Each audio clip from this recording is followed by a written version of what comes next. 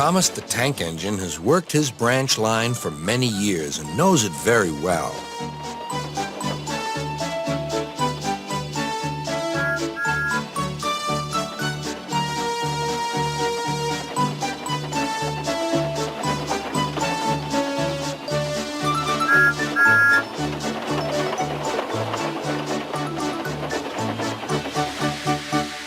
You know just where to stop, Thomas, laughed his driver. You could almost manage it without me. Thomas had become conceited. He didn't realize his driver was joking. Later, he boasted to the others. Driver says I don't need him now. Don't be so daft, snorted Percy. I'd never go without my driver, said Toby earnestly. I'd be frightened. Huh, boasted Thomas. I'm not scared. You'd never dare.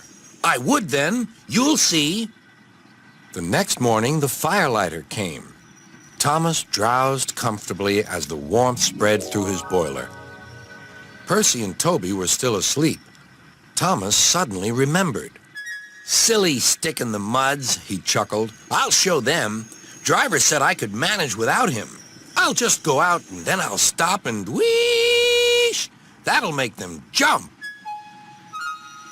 Thomas thought he was being clever, but really he was only moving because a careless cleaner had meddled with his controls. He soon found his mistake.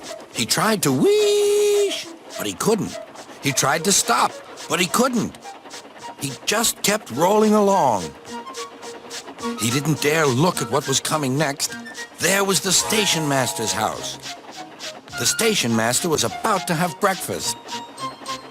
Horrors, cried Thomas, and shut his eyes. The house rocked, broken glass tinkled, plaster was everywhere.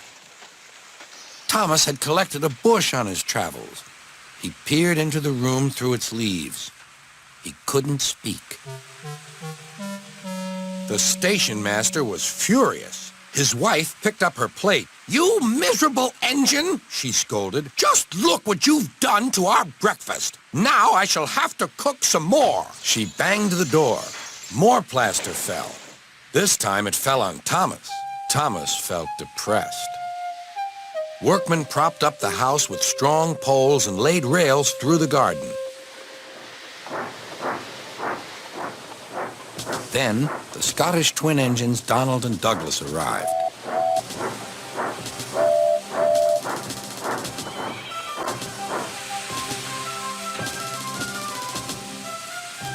Dinna fash yourself, Thomas. We'll soon have you back on the rails, they laughed.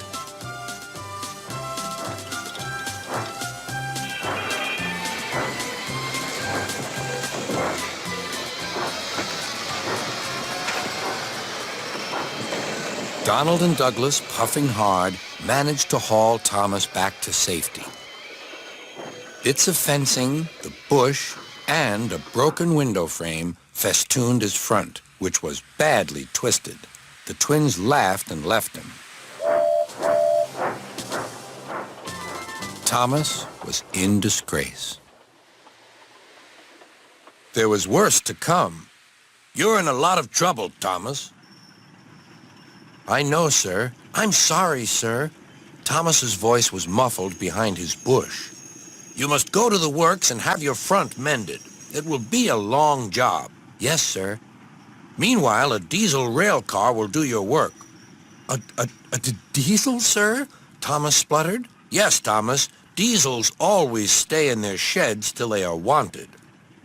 Diesels never gallivant off to breakfast in station masters' houses.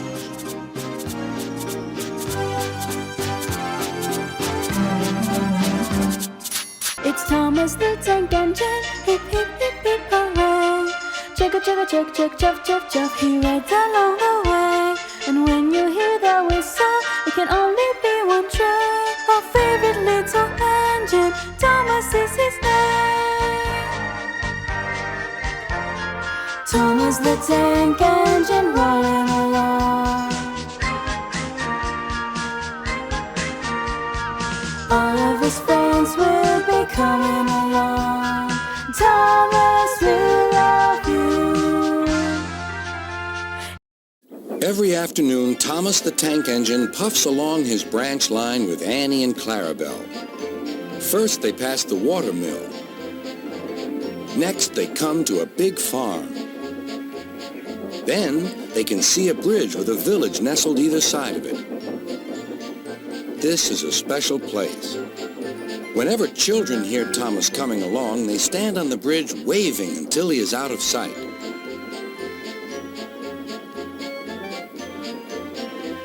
One day, Thomas was running late. He had stopped at the signal before the bridge to talk to some new children. Percy the green engine was waiting too. "Hurry up, Thomas," called Percy when the signal dropped. "If you're late, Sir Topham Hatt may get a new engine to replace you." He would never do that, thought Thomas, but he was worried. Next day, Thomas hurried along the line. Just ahead was the goods yard. There, on the platform, was an inspector waving a red flag. Next, Thomas saw some children. They were waving too. Something must be wrong, thought Thomas. This station is for goods, not passengers. "Help, Thomas, help! We're glad to see you," called the children. "Please, will you take us home?" The station master explained to Thomas's driver that the school bus had broken down, and all the parents would be worried if the children were late. Thomas waited as the children walked down from the bridge.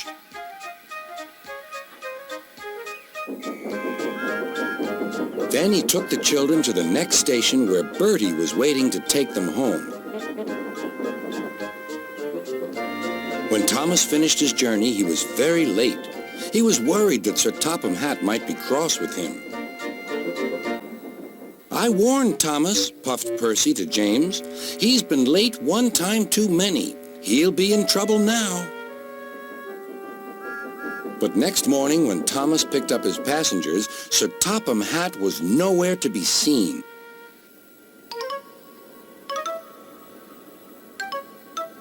"Thank goodness," sighed Thomas.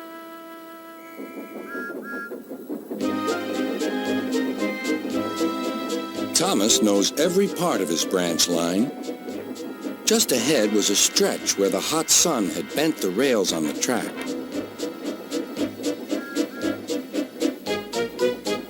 "Careful, Thomas," called his driver, but it was too late.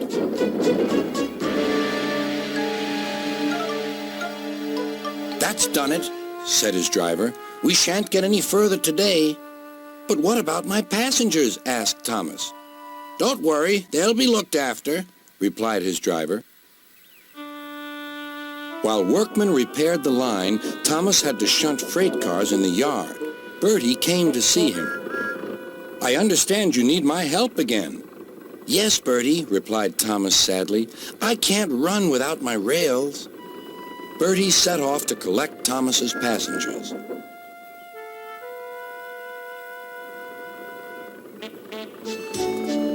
"Hello, Bertie," they said. "We're glad you're here." Bertie drove along the road that runs by the railway. He stopped at each station along the line. Sometimes he stopped between stations to let people off closer to their homes. Thomas felt miserable. "I've lost my passengers to Bertie. They'll like him better than me." Sir Topham Hatt arrived. "Your branch line is repaired. I'm going to change your timetable so that you and Bertie can work together more." When Thomas reached the station, there, to his relief, were all his passengers. "Bertie is a good bus, but we missed our train rides with you," they said. Later, Thomas spoke to Bertie. "Thank you for looking after my passengers."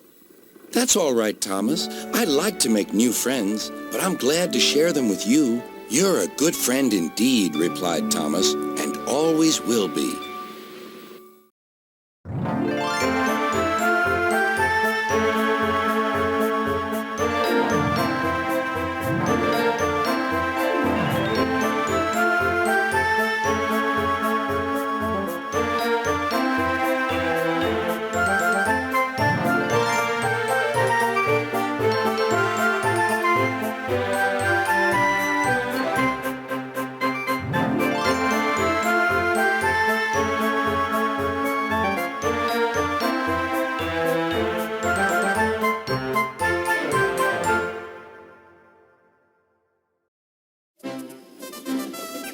Trevor the traction engine enjoyed living in the vicarage orchard.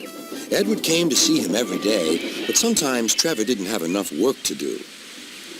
I do like to keep busy all the time, he sighed one day, and I do like company, especially children's company. Cheer up, smiled Edward. Sir Topham Hatt has work for you at his new harbor. I'm to take you to meet Thomas today. Oh, exclaimed Trevor happily. A harbor, the seaside, children, that will be lovely.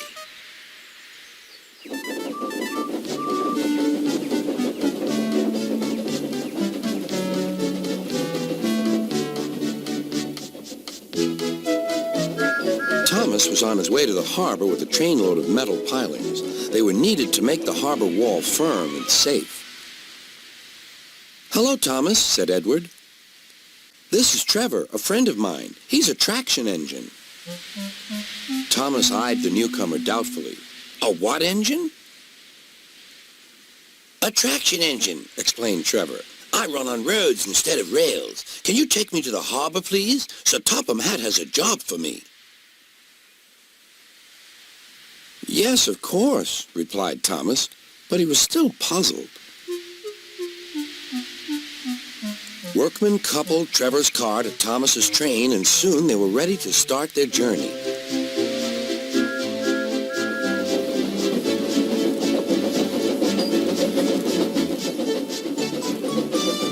I'm glad Sir Topham Hatt needs me, called Trevor.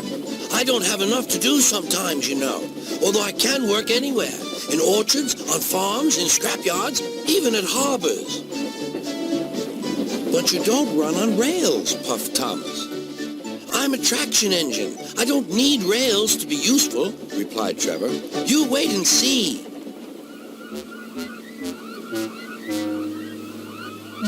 When they reached the harbor, they found everything in confusion. Cars had been derailed, blocking the line, and stone slabs lay everywhere. We must get these pilings past, said Thomas's driver. They are essential. Trevor, we need you to drag them round this mess. Just the sort of job I like, replied Trevor. Now you'll see, Thomas. I'll soon show you what traction engines can do. Trevor was as good as his word. He dragged the pilings clear with chains and towed them into position. Who needs rails? He muttered cheerfully to himself.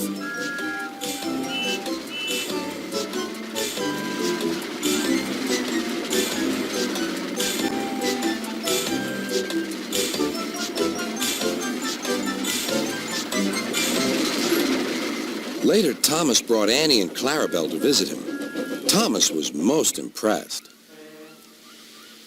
Now I understand how useful a traction engine can be. The coaches were full of children. Trevor gave them rides along the harbor. He liked this best of all.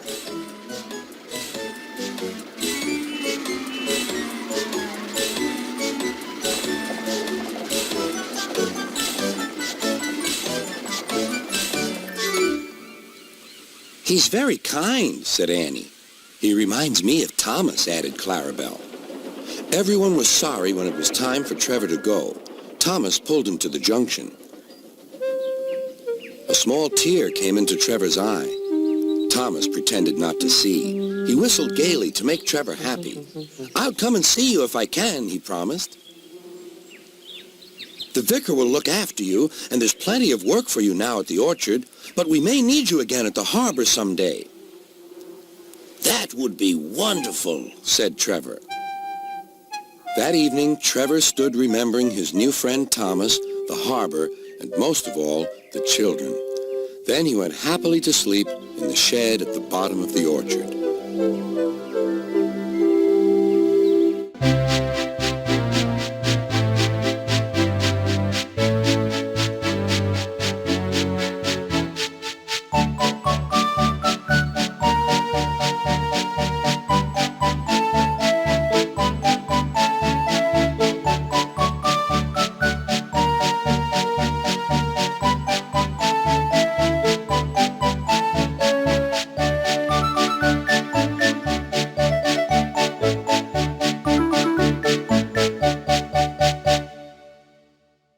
Thomas and Percy are good friends, but sometimes Percy teases Thomas about being frightened, and he doesn't like that at all. One evening, he was dozing happily, but Percy wanted to talk. "Wake up, Thomas. Are you dreaming about the time you thought I was a ghost?" "Certainly not. Anyway, I was only pretending to be scared. I knew it was you, really."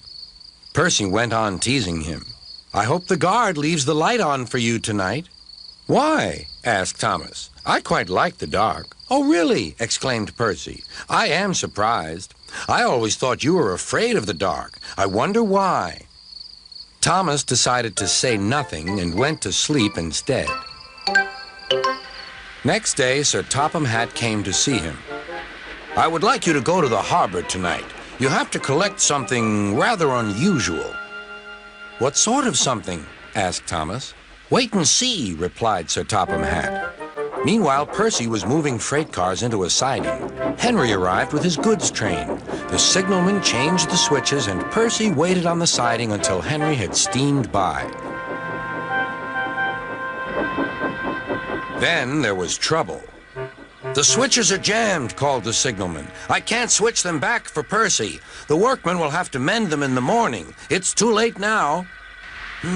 Said Percy's driver. "I'm sorry, Percy, but you'll have to stay here for the night." "Where are you going?" asked Percy. "Home for tea," replied the fireman. Percy was speechless. He watched as the other engines went home to the shed. Nighttime came, and Percy began to feel very lonely. "Oh, dear," he murmured, "it's very dark." Oh, what's that?" It was only an owl, but Percy didn't realize this. "Oh, I wish Thomas were here too," he sighed. Thomas was waiting for his mysterious load at the harbor. Suddenly, there it was. "Cinders and ashes," cried Thomas. "It's a dragon." "Don't worry," laughed his driver. "This dragon is made of paper. It's for the carnival tomorrow." Workmen lifted the dragon onto Thomas's low loader and put lights all round it for protection. Then Thomas set off into the misty night.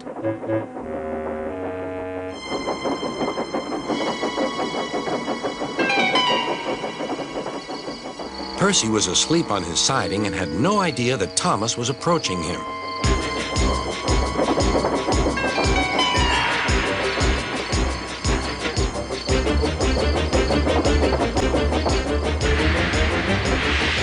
Percy woke up with a start. "Help!" cried Percy. "I'm not going to open my eyes until my driver comes." Next morning, the switches were mended, and Percy puffed back to the junction. Gordon was just about to leave with the express. "You'll never guess what I saw last night." Gordon was in no mood for puzzles. "I'm a busy engine. I don't have time for your games." "I've seen a huge dragon. It was covered in lights." Gordon snorted. "You've been in the sun too long. Your dome has cracked." When the other engines heard the news, they laughed too.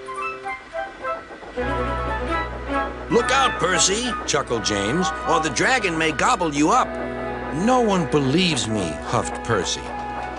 "Maybe I did imagine the dragon after all." But Percy soon found out that he hadn't. "Help! Save me!" cried Percy. "It's all right," whistled Thomas, and he explained about the carnival. "By the way, how was your night out?" Percy decided to tell Thomas the truth. "Well, Percy," said Thomas, "maybe we do get scared sometimes, but if we're not afraid to tell each other, then that means we're quite brave, too."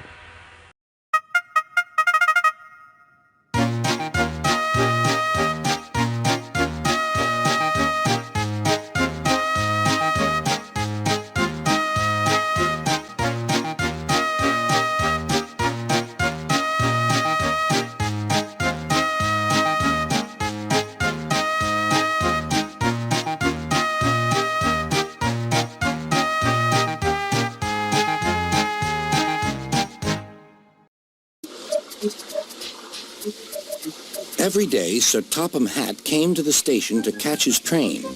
"Hello," he always said to Thomas. "Don't let the silly freight cars tease you. Remember, you have an important job as a special helper in the train yard."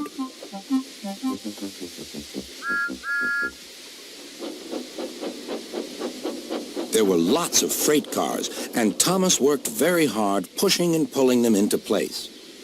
There was also a small coach and two strange things his driver called cranes. "That's the breakdown train," he told Thomas. "The cranes are for lifting heavy things like engines and coaches and freight cars." One day, Thomas was in the yard. Suddenly, he heard an engine whistling. "Help! Help!" A freight train came rushing through much too fast. The engine was James, and he was frightened. His brake blocks were on fire. "They're pushing me! They're pushing me!" he panted. "On! On!" laughed the freight cars, still whistling, "Help! Help!" Poor James disappeared. "I'd like to teach those freight cars a lesson," said Thomas the tank engine. Soon came the alarm. "James is off the line! The breakdown train! Quickly!" Thomas was coupled on, and off they went.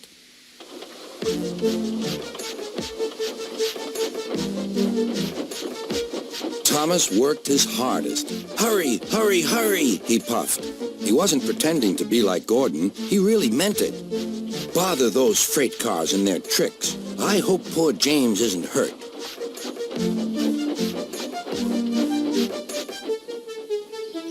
James's driver and firemen were feeling him all over to see if he was hurt.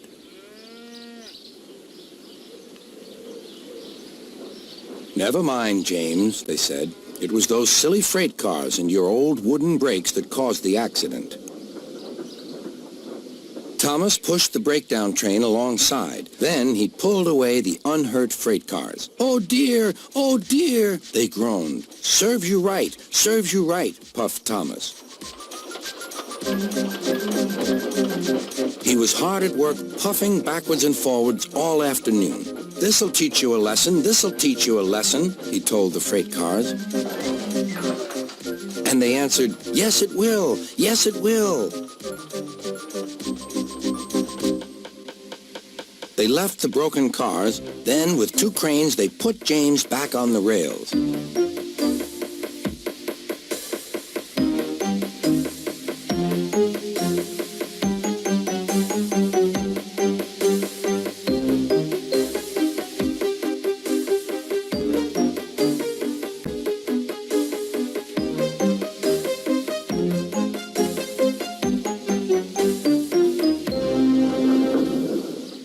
He tried to move, but he couldn't, so Thomas helped him back to the shed.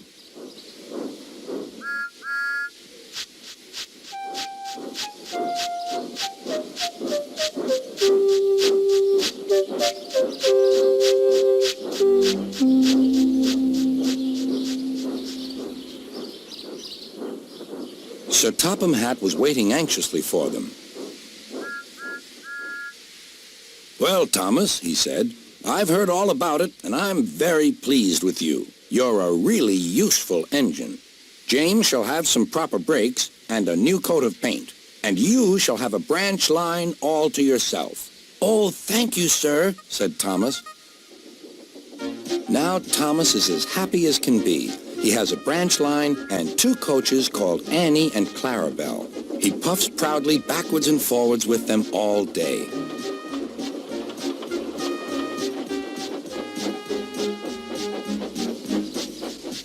He is never lonely. Edward and Henry stop quite often and tell him the news. Gordon is always in a hurry, but never forgets to say, "Boop, boop," and Thomas always whistles, "Beep, beep," in return.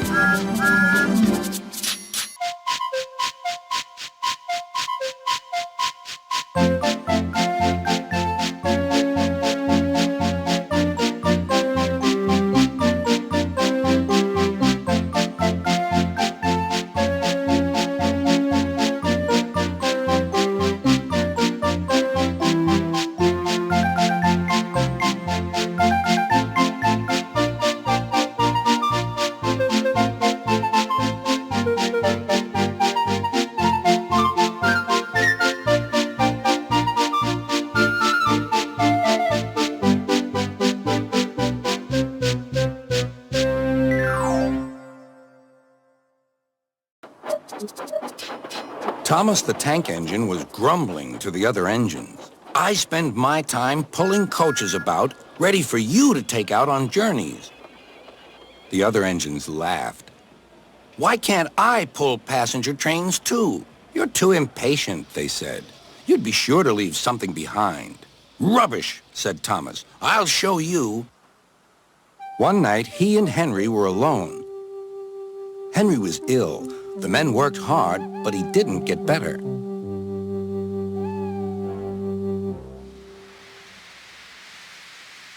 He felt just as bad next morning. Henry usually pulled the first train, and Thomas had to get his coaches ready. If Henry is ill, he thought, perhaps I shall pull his train. Thomas ran to find the coaches. Come along, he fussed. There's plenty of time, they grumbled. Thomas took them to the platform and wanted to run round in front at once. But his driver wouldn't let him. Don't be impatient, Thomas. Thomas waited and waited. The people got in. The conductor and station master walked up and down. The porter banged the doors, and still Henry didn't come. Thomas got more and more excited. Sir Topham Hatt came to see what was the matter, and the conductor and station master told him about Henry. Find another engine, he ordered. There's only Thomas, they said. You'll have to do it then, Thomas. Be quick now. So Thomas ran round to the front and back down on the coaches ready to start. Let's not be impatient, said his driver. We'll wait till everything is ready. But Thomas was too excited to listen. What happened then, no one knows. Perhaps they forgot to couple Thomas to the train, or perhaps the driver pulled the lever by mistake. Anyhow, Thomas started without his coaches. As he passed the first signal tower, men waved and shouted, but he didn't stop. They're waving because I'm such a splendid engine, he thought importantly. Henry says it's hard to pull trains, but I think it's easy. Hurry, hurry, hurry, he puffed, pretending to be like Gordon. People have never seen me pulling a train before. It's nice of them to wave. And he whistled. Beep, beep. Thank you. Then he came to a signal at danger. Bother, he thought. I must stop. And I was going so nicely, too. What a nuisance signals are. He blew an angry beep, beep on his whistle. The signalman ran up. Hello, Thomas, he said. What are you doing here? I'm pulling a train, said Thomas. Can't you see? Where are your coaches, then? Thomas looked back. Why, bless me, he said, if we haven't left them behind. Yes, said the signalman. You'd better go back quickly and fetch them. Poor Thomas was so sad he nearly cried. Cheer up, said his driver. Let's go back quickly and try again.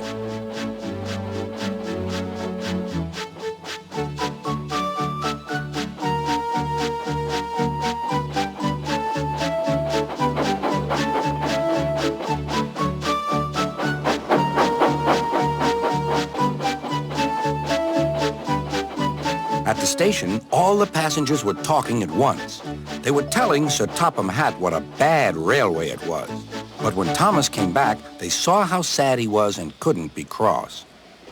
He was coupled to the train, and this time he really pulled it.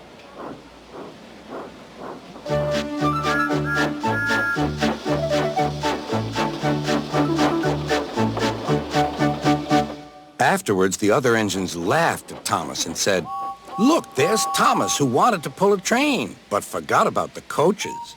But Thomas had already learned not to make the same mistake again.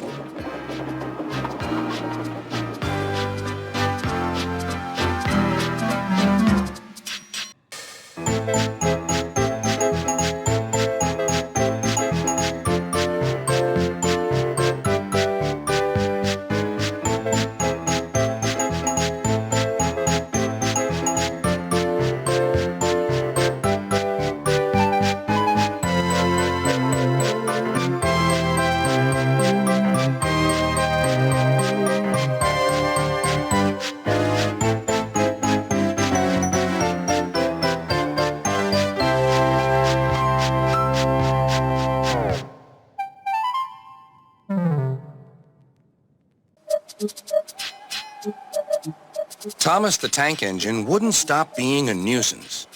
Night after night, he kept the other engines awake. "I'm tired of pushing coaches. I want to see the world." The other engines didn't take much notice, for Thomas was a little engine with a long tongue.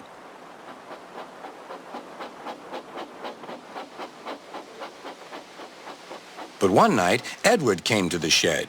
He was a kind little engine and felt sorry for Thomas. "I've got some freight cars to take home tomorrow. If you take them instead of me, I'll push coaches in the yard."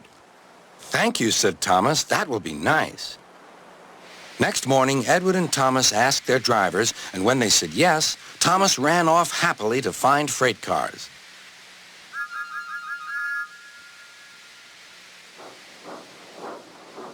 Now, the freight cars are silly and noisy. They talk a lot and don't attend to what they are doing. And I'm sorry to say they play tricks on an engine who is not used to them. Edward knew all about the freight cars. He warned Thomas to be careful, but Thomas was too excited to listen.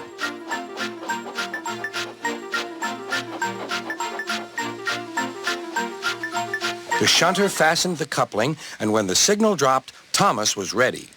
The conductor blew his whistle. "Beep, beep," answered Thomas, and started off. But the freight cars weren't ready. "Oh, oh," they screamed. "Wait, Thomas, wait!" But Thomas wouldn't wait. Come on," he puffed. "All right, don't fuss. All right, don't fuss," grumbled the cars.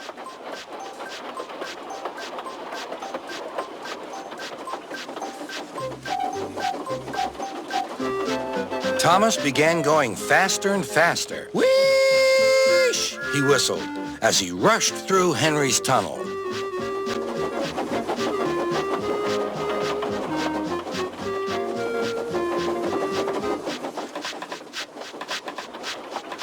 "Hurry, hurry," called Thomas.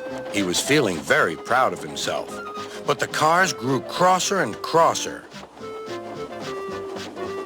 At last, Thomas slowed down as he came to Gordon's Hill.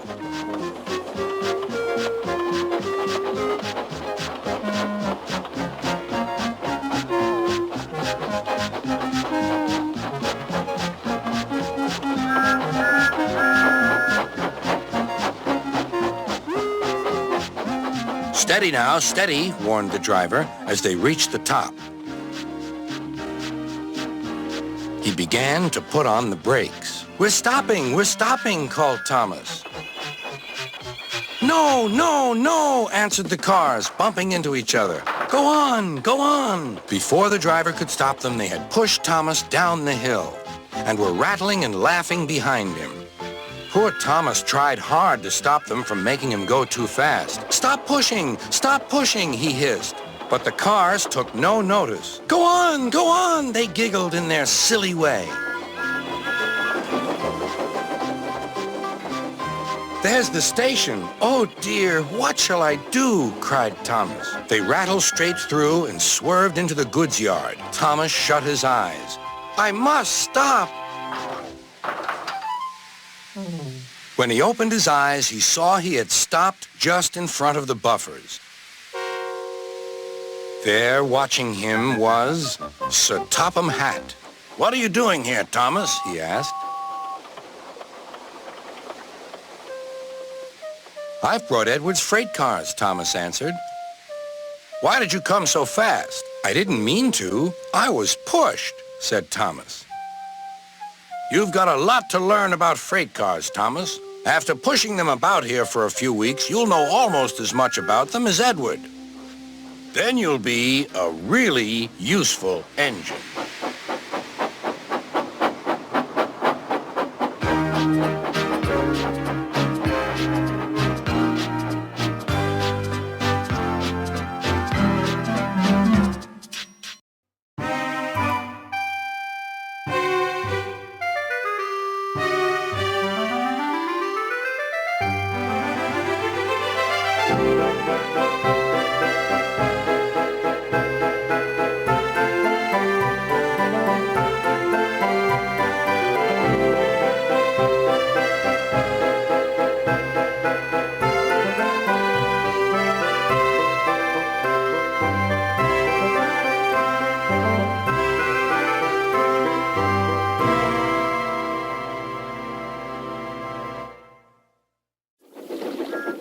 Thomas the Tank Engine was feeling bright and cheerful.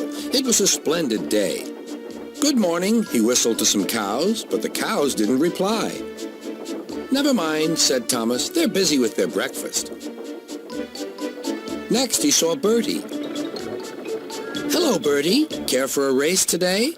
But all Bertie could say was, "Ouch! That's another hole in the road." "I'm sorry, Bertie," smiled Thomas. Thomas was still in good spirits when Bertie arrived at the next station. "Bad luck, Bertie. Now, if you were a steam engine, you would run on a pair of reliable rails." "Huh," replied Bertie. "The railway was supposed to deliver tar to mend the road 2 weeks ago. You can't trust a thing that runs on rails." "I run on rails. You can trust me, Bertie. I'll see if I can find out what's happened." And Thomas puffed away towards the big station.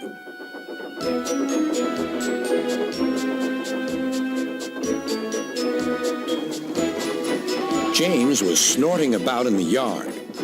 "It's too bad," he grumbled. "Percy goes to work at the harbor, and I do his job. Here, there, and everywhere.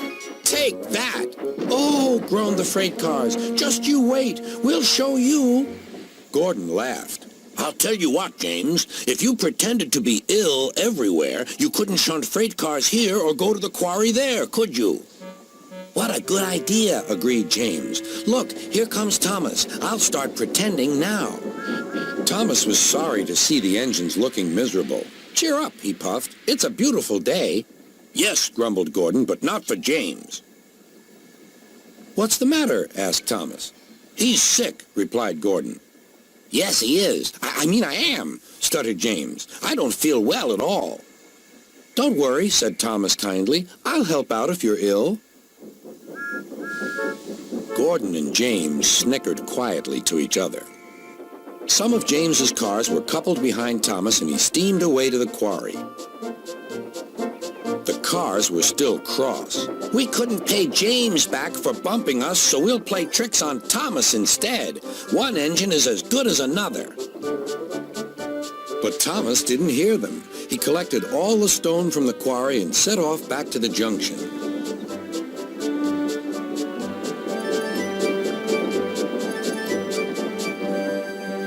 Danger lay ahead. "Now for our plan," giggled the cars. "Go faster, go faster." They pushed Thomas over the switches. "Slow down," called Thomas's driver, and applied the brakes.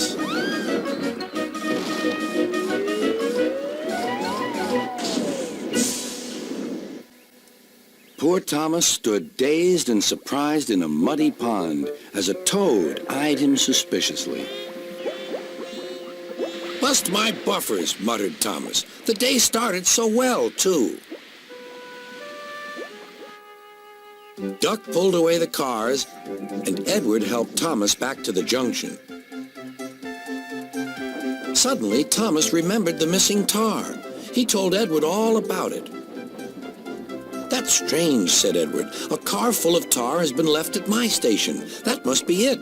Driver will make sure it gets to Bertie now."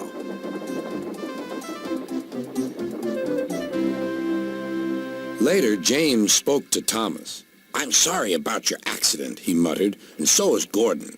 We didn't mean to get you into trouble." "No, indeed," spluttered Gordon. "A mere misunderstanding, Thomas. All's well that ends well." Just then, Bertie arrived. He looked much more cheerful. "My road's being mended now." "Oh, I am glad," replied Thomas. "Thanks for all you did," added Bertie. "Now I know I can trust an engine, especially if his name is Thomas." Gordon and James puffed silently away to the shed, but Thomas still had company. "Well, well," he sighed, "what a day for surprises." The toad, who was looking forward to a ride home, noisily agreed. He's the one, he's the one, he's the really useful legend that we adore. He's the one, he's the number one, Thomas the Tank Engine. He's the really useful engine we adore.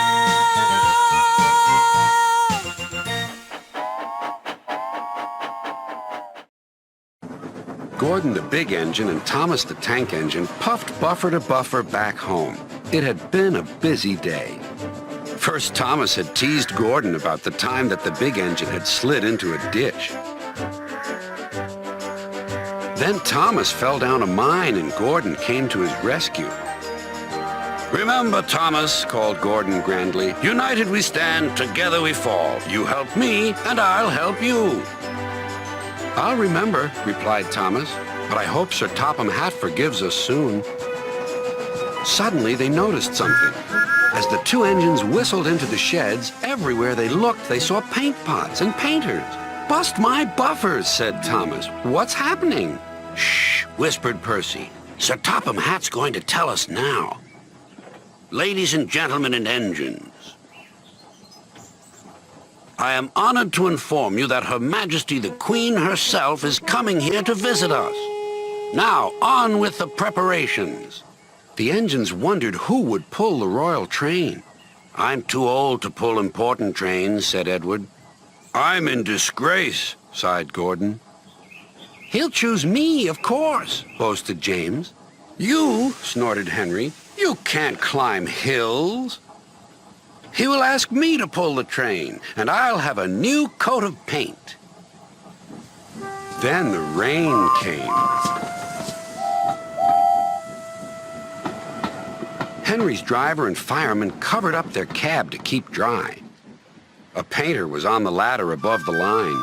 Henry's smoke blew high into the air. The painter couldn't see. Both he and the paint pot fell all over Henry. Poor Henry. "Well, you're not a pretty picture," sneered the painter. Sir Topham Hatt spoke next. "You look like an iced cake, Henry. That won't do for the royal train. I must make other arrangements."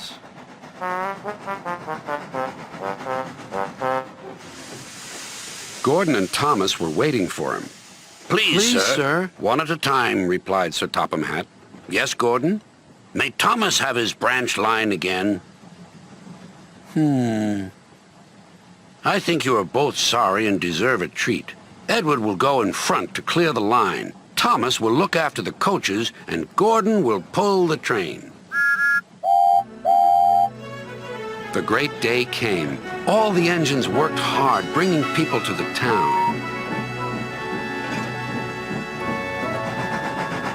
Thomas sorted out their coaches in the yard.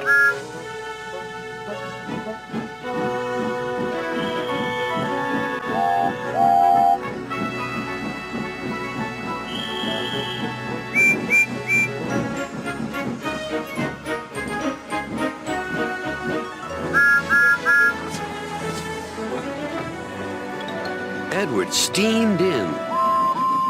"Beep! The Queen is here!" Then Gordon whistled as he approached the station.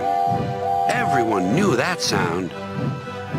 The Queen's train glided into the station. Gordon was spotless and his brass shone brightly.